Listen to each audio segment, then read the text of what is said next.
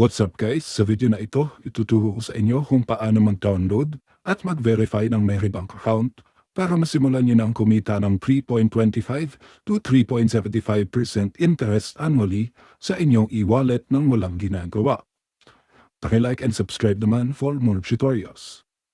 Punta lang tayo dito sa Play Store or sa App Store natin. Tapos i-search natin ang Meribank. Kahit anong siyan sa dalawa, i-download lang natin, pareho lang naman yan. Pagtapos na mag-install, pindutin lang natin ang Open. Assuming na wala pa kayong Meribank account, pindutin lang natin ang Get Started. Pwede tayong mag-sign up gamit ang Shopee account, pero kung wala naman kayong Shopee account, pindutin lang natin ang Use Other Mobile Number. Ito ang gagamitin ko since pwede itong gawin ang lahat kahit walang Shopee account. I-input lang natin ang ating number dito. Tapos para naman sa referral code, gamitin nyo ang referral code ko na para makakuha kayo ng 150 pesos for free. Walang halong kailangan gastusin. Ang kailangan nyo lang gawin is mag-deposit ng 1,000 pesos sa Meribank at i-maintain ang balance for 3 days. Deposit 1,000 pesos na balance, panatiliin yung 1,000 pesos ang nasa loob ng Meribank for 3 days at makakakuha kayo ng 150 pesos for free. Pag okay na, i-check nyo lang itong Terms and Conditions Agreement. Basahin nyo if may time kayo, tapos pindutin ang Next. Hindi lang nagpapakita sa screen ko, pero hihingan tayo ng OTP ni Meribank. Magsisend siya ng OTP message sa ating phone number na nilagay. Buksan nyo lang ang messages nyo, tapos i-copy-paste nyo ang code na binigay. Tapos kung may fingerprint scanner naman ang cellphone nyo, tatanungin tayo about biometrics login. Optional lang naman ito, pero kung gusto nyong gamitin, pindutin nyo lang ang Activate Now, at kung ayaw nyo naman, pindutin nyo lang ang Later. Next naman is magsa-selfie verification tayo.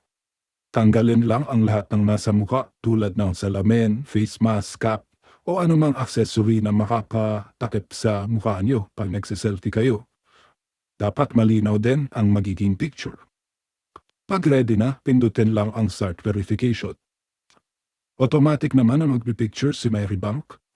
Panatilihin lang natin yung peso natin for 10 seconds. Tapos ayan, magpapakita na verification complete. Pag hindi gumana, try again nyo lang hanggat sa ma-verify kayo. Next naman is ID verification.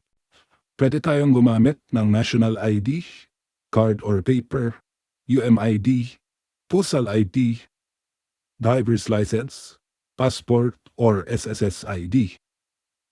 Kayo na bahala kung anong ID ang gusto nyong gamitin at kung anong ID available sa inyo. Pwede naman yun lahat. Sa akin ang gagamitin ko is national ID. Na-notice ko lang na mas madali ito pag nag-verify sa mga e-wallets. Pag na-select na, pindutin lang ang Next. Bibigyan lang ulit tayo dito ng reminders. Siguraduhin lang natin na malinaw at walang matatakpan pag nagpipicture tayo ng ID. Pag ready na, pindutin lang ang Start Scanning. Picturean muna natin ang front ng ID. Tapos pindutin ang Confirm pag okay na. Ganun lang din ang gagawin natin sa likod ng ID. After nun, automatic na isusulat ni Meribank ang inyong details. Ang gagawin na lang natin is ito-double check at kung may na-miss man si Meribank, manually natin itatype ang mga na-miss out niya. For example, kung hindi lumabas yung birthday, i-type nyo na lang kung ano yung birthday nyo. Pag na-double check na natin, pindutin lang natin ang Next.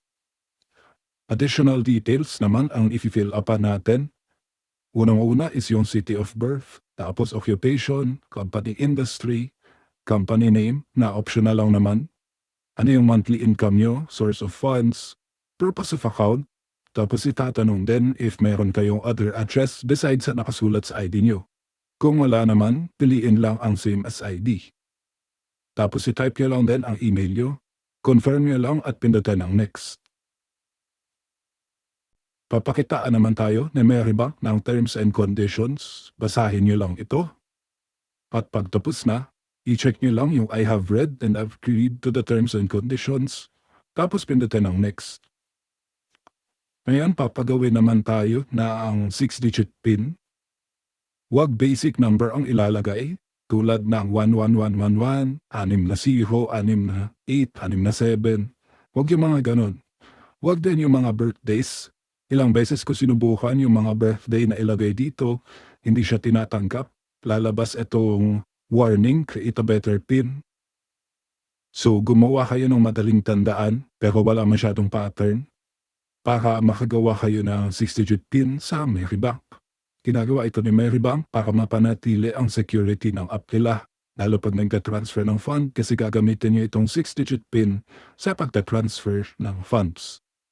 Pag nakagawa na kayo successfully ng inyong 6-digit PIN, lalabas itong message ni Merrybank na you will receive an email within 2 banking days kung verified na tayo. Sa case ko, mga 10 to 30 minutes lang naman nakakuha na agad ako ng verification email at hindi na siya umabot ng 2 days. At ayan, ma-access na dapat natin lahat ng features ni Merrybank. Pag nakiklik nyo na lahat ng features ni Merrybank, ibig sabihin na i-verified na kayo. Ganun lang kadali guys, sana naman may natutunan kayo at kung nakatulong ang video na ito, paki-like and subscribe naman. Libreng paraan ito para masuportahan niyo ang tutorial videos ko. Huwag ding kalimutan na gamitin ang referral code ko para makakuha kayo ng 150 pesos just by depositing 1,000 pesos at iiwan niyo lang ito for 3 days. Ganun lang kadali guys. Kung gusto niyo naman matutunan kung paano mag-deposit from GCash to Merrybank na walang babayarang fee or any deductions, pindutin lang itong next video. See you all sa next video.